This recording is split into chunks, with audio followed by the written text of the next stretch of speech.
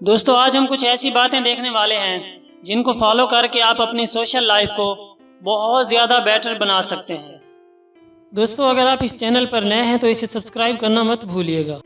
Number 1، اپنی آج کی زندگی کو ہمیشہ اپنی گزری ہوئی زندگی سے کمپیئر کریں، نہ کہ دوسرے لوگوں کی زندگی سے، کیونکہ آپ کے آس پاس ہمیشہ کوئی نہ کوئی ایسا ضرور ہوتا ہے جو آپ سے زیادہ کامیاب ہوتا ہے۔ اس کی کچھ اور ریزنز ہوتی ہیں۔ ان سے اپنی لائف کو کمپیئر کر کے آپ کبھی بھی خود سے اور اپنی زندگی سے سیٹسفائیڈ نہیں ہو سکیں گے۔ لیکن اگر آپ اپنی آج کی زندگی کو گزری ہوئی زندگی سے کمپیئر کریں گے تو آپ کو پتہ چلے گا کہ ایکچوئل میں آپ کی لائف میں کتنی امپروومنٹ آئی ہے اور آپ اپنی لائف کے سٹینڈرڈ کو کہاں سے کہاں تک لے آئے ہیں۔ تب آپ سیٹسفائیڈ بھی ہوں گے اور اپنے اوپر آپ کا بھروسہ بھی بڑھے گا، جو آگے گرو کرتے رہنے کے لیے بہت ضروری ہوتا ہے۔ نمبر 2، اپنی باڈی لینگویج اور بات چیت میں کانفیڈنٹ نظر آئیں، کیونکہ لوگ آپ سے ویسا ہی بیہیو کرتے ہیں جیسے آپ ان کو نظر آتے ہیں۔ ایک بھولے بھالے یا سادہ مزاج انسان کو معاشرے میں نہ تو عزت دی جاتی ہے اور نہ ہی اچھے ریلیشنز انہیں ملتے ہیں۔ آپ کو دوسرے لوگ تبھی امپورٹنٹ سمجھیں گے جب آپ انہیں اپنی زندگی میں پر اعتماد نظر آئیں گے۔ نمبر 3، اپنے بچوں کو بیسٹ بنانے کے لیے آپ کو خود کو بیسٹ بننا ہوگا، کیونکہ بچے آپ کی باتوں سے زیادہ آپ کی پریکٹیکل لائف سے سیکھتے ہیں۔ انہیں اپنے مائنڈ کے آئینے میں آپ کا ہی عکس نظر آتا ہے، وہ اسے ہی آئیڈیل سمجھ کر فالو کرتے ہیں۔ نمبر 4، اپنے بچوں میں ان عادتوں کو نہ پلنے دیں جس سے وہ بچے آپ کے لیے ناپسندیدہ بن جائیں، بلکہ ان کی ان ہیبٹس کو ایریڈیکیٹ کریں تاکہ آگے جا کر سوسائٹی ان کو ڈس لائک نہ کرے، کیونکہ اس وقت وہ لرننگ سٹیج میں ہوتے ہیں۔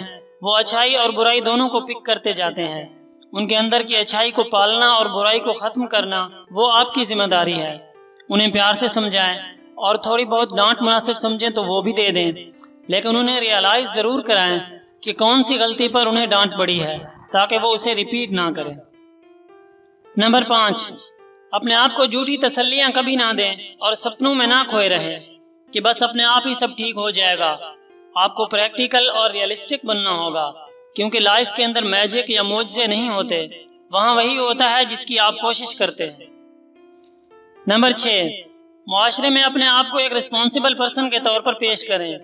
آپ سے ریلیٹڈ جتنے لوگ بھی ہیں، چاہے وہ آپ کی فیملی کے ہیں یا آپ کے قریبی ریلیشنز ہیں، وقت آنے پر ان کا پورا ساتھ دیں اور زندگی کی الجھنوں کو سلجھانے میں ہر وقت ان کی مدد کریں، کیونکہ اپنے منہ میاں میٹھو تو بہت ہوتے ہیں، مشکل میں ساتھ دینے والوں کو ہی لوگ اپنی زندگی میں جگہ دیتے ہیں۔ اس طرح آپ سے ریلیٹڈ لوگ آپ کے ساتھ خود کو سیف محسوس کرتے ہیں۔